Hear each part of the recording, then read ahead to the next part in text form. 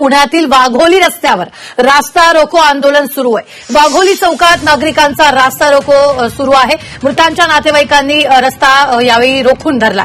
चालकाला फाशीची शिक्षा देण्याची मागणी केली जाते। आताच्या क्षणाची ही सगळ्यात मोठी बातमी आपण पाहतोय। डंपरनं चिरडल्यानं अनेकांचे मृत्यू झालेले आहेत आणि चालकाला फाशीची शिक्षा झालीच पाहिजे अशी मागणी यावेळी मृतांच्या कुटुंबियांच्या नातेवाईकांच्या वतीनं केली जाते आणि रास्ता रोको यावेळी करण्यात आलेला आहे। आपण ही दृश्य पाहतोय। वाघोलीतून एक्सक्लुझिव्ह अशी दृश्य सध्या पाहायला मिळतात।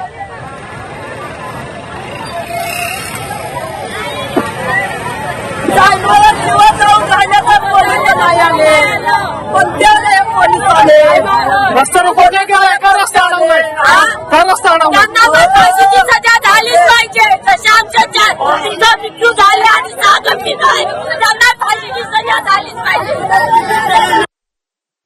तर या संदर्भात ताजे अपडेट देत आहेत आपले प्रतिनिधी निलेश खरमरे। निलेश, मृतांच्या कुटुंबियांचा हा आक्रोश आपल्याला सध्या पाहायला मिळतोय।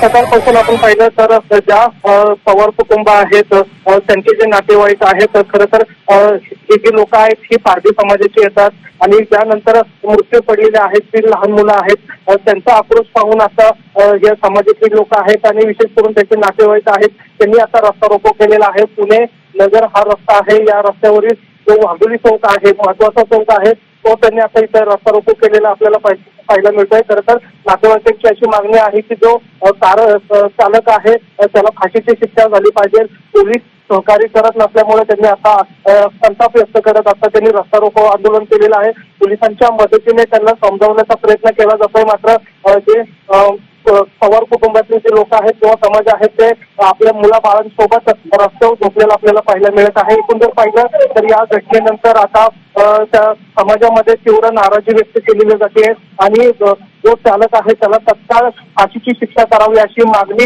या कुटुंबांकडून करण्यात येते। एकूण जर पाहिलं तर आता या परिसरामध्ये वाहतूक कोंडी सुद्धा झालेली आपल्याला पाहायला मिळते। खरं तर संध्याकाळची वेळ आहे, मात्र या ठिकाणी जी वाहतूक कोंडी झालेली आहे त्याचा परिणाम सर्वसामान्य माणसांना पण होऊ शकतो। मात्र जी लोक आहेत ते ठाम आहेत आणि आपल्या मुलाबाळांसोबत रस्त्यावर झोपलेले आपल्याला पाहायला मिळतात। त्यांची एकच मागणी आहे की जो चालक आहे त्याला तत्काळ फाशीची मागणी केलेली आहे त्यांनी आणि जी कुटुंबांना मदत पाहिजे आहे ती अजून जाहीर झाली नाही, त्यामुळे त्यांनी आक्रोश या ठिकाणी व्यक्त केलेला आहे आणि आता थेट त्यांनी पुणे नगर जो रस्ता आहे तो आता या ठिकाणी रोखलेला आपल्याला पाहायला मिळतोय।